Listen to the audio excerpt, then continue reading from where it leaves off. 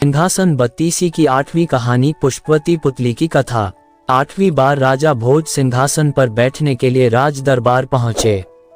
रोज रोज पुतलियों से राजा विक्रमादित्य की महानता के किस्से सुनकर वो तंग आ चुके थे। फिर भी सत्ता और उस सिंहासन का मोह उन्हें राज दरबार खींच लाता था।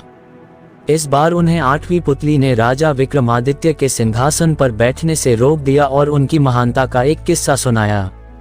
राजा विक्रमादित्य को अपने दरबार में सुंदर चीजें रखने का शौक था। एक दिन उनके दरबार में एक बढ़ई आया। उसके पास साज सज्जा के कई सामान थे। बढ़ई को देखते ही दरबान उसे सीधे राजा के पास लेकर गया। राजा विक्रमादित्य ने उसे देखकर पूछा, क्या आपके पास ऐसा कुछ है जो इस महल की शोभा बन सके या फिर हमारे काम आ सके?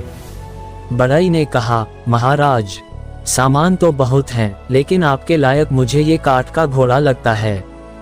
राजा ने दूर से उसे देखा तो वह लकड़ी का घोड़ा नहीं असली घोड़ा लग रहा था। कुछ देर सोचने के बाद विक्रमादित्य ने बढ़ई से पूछा, जरा इसकी खूबियां तो बताओ। उनके सवाल के जवाब में बढ़ई ने कहा, हे राजन, आप इसे देख ही चुके हैं। इसे कुछ ऐसे बनाया गया है कि यह असली घोड़ा लगता है। साथ ही इस पर कोई सवार हो जाए तो यह इतनी तेज दौड़ता है कि व्यक्ति हवा से बातें करने लगे। इसे न कुछ खाने की जरूरत पड़ती है और न किसी तरह के देखभाल की।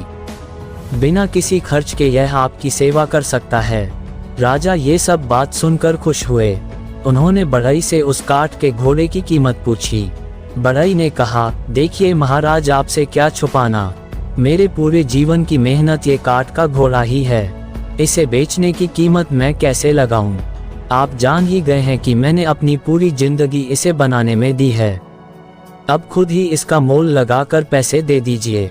विक्रमादित्य ने तुरंत मंत्री से बढ़ई को 1,00,000 स्वर्ण मुद्राएं देने को कहा। इतनी बड़ी कीमत सुनकर बढ़ई का मन प्रसन्न हो गया। इधर बढ़ई 1,00,000 स्वर्ण मुद्राएं लेकर अपने घर को चला गया। उधर राजा ने काठ का घोड़ा सुरक्षित तरीके से तबेले में रखने का सेवक को आदेश दिया। कई दिन बीतने के बाद विक्रमादित्य के मन में हुआ कि क्यों न काठ के घोड़े की सवारी की जाए, पता भी चल जाएगा कि घोड़ा कैसा दौड़ता है। उन्होंने अपने मंत्रियों से जंगल विचरण के लिए काठ का घोड़ा तैयार करने को कहा। उसे अच्छे से सजाकर अन्य मंत्री भी राजा के साथ जाने को तैयार हो गए।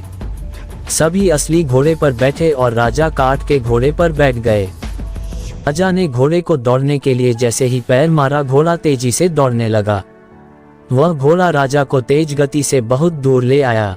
राजा ने आसपास देखा तो उनके मंत्री और दरबार के लोग कहीं दिखाई नहीं दिए। राजा अनजान व सुनसान जगह पहुंच चुके थे। कुछ देर बाद राजा ने एक बार फिर अपना पैर मारा।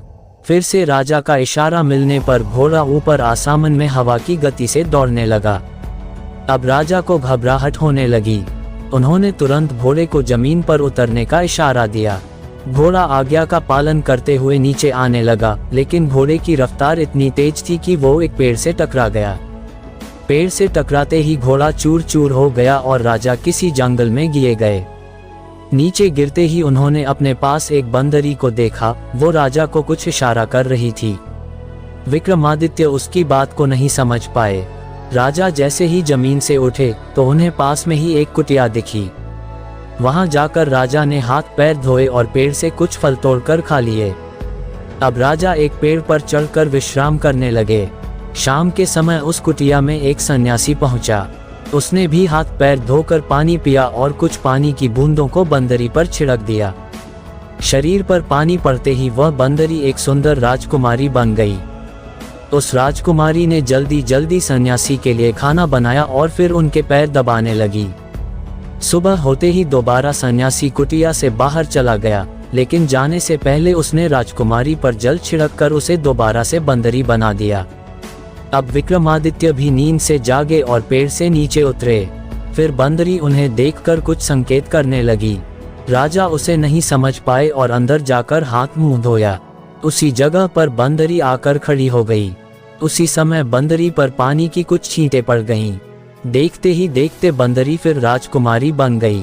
राजा ने जैसे ही बंदरी को राजकुमारी बनते देखा तो वह हैरान रह गए। विक्रमादित्य ने उससे इस बारे में पूछा।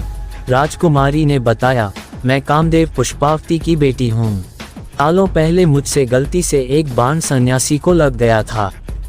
तब उन्होंने गुस्से में मुझे श्राप दे दिया कि मुझे उम्र भर बंदरिया बनकर सन्यासी की सेवा करनी होगी।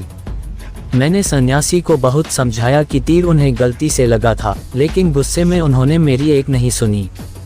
कुछ देर बाद सन्यासी ने बताया कि राजा विक्रमादित्य आकर मुझे इस श्राप से मुक्ति दिलाएंगे और पत्नी बनाकर अपने साथ हमेशा रखेंगे, लेकिन ऐसा तभी हो पाएगा जब सन्यासी से मुझे कुछ भेंट में मिले। राजा विक्रमादित्य सब कुछ समझ गए। उस राजकुमारी की परेशानी को देखकर उन्होंने उससे शाम को सन्यासी से उपहार मांगने को कहा और संग ले जाने का वादा कर दिया। इसके बाद राजा ने उस राजकुमारी पर पानी डालकर उसे दोबारा बंदरी बना दिया। शाम को फिर सन्यासी घर आया और उसने बंदरी पर पानी छिड़कर उसे राजकुमारी बना दिया। राजकुमारी बनते ही उस महिला ने कहा कि उसे कुछ उपहार में चाहिए। उन्होंने तुरंत एक कमल का फूल उसे दे दिया। सन्यासी ने राजकुमारी को बताया कि यह फूल कभी नहीं मुरझाएगा और रोज एक विशेष रत्न देगा। फिर सन्यासी ने कहा, हे सुंदरी, मुझे पता है विक्रमादित्य यहाँ आ चुके हैं, तुम उन्हें बुला लो और खुशी खुशी उनके राजमहल चली जाओ। इतना सुनते ही राजा स्वयं वहां आ गए और राजकुमारी को अपने संग लेकर जाने के लिए अपने बेतालों को वहां बुला लिया। अपने राज्य पहुंचते ही राजा को देखकर एक बच्चा रोने लगा। विक्रमादित्य ने जब उससे रोने की वजह पूछी तो उसने राजा से वह कमल मांग लिया। उन्होंने खुशी खुशी उस बच्चे को कमल दे दिया और अपनी पत्नी के साथ राजमहल पहुंच गए। कुछ दिनों बाद दरबार में एक व्यक्ति को रत्न चुराने वाला चोर कहकर पेश किया गया। राजा ने जब व्यक्ति से पूछा तो उसने बताया, महाराज, मेरा बेटा एक दिन घर में कमल का फूल लेकर आया। वो रोज एक कीमती रत्न देता है। उन्हीं को लेकर मैं बाजार में बेचने को निकला था, लेकिन आपके सिपाहियों ने मुझे पकड़ लिया। व्यक्ति की इस बात को सुनकर राजा को बहुत दुख हुआ।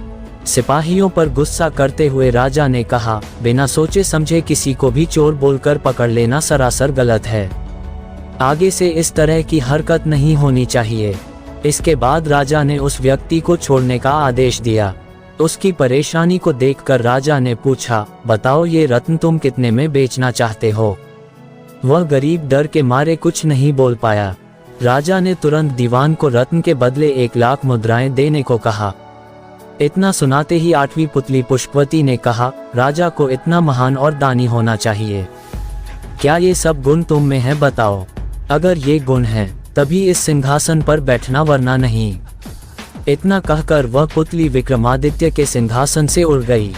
कहानी से सीख, बिना सोचे समझे किसी पर आरोप नहीं लगाना चाहिए।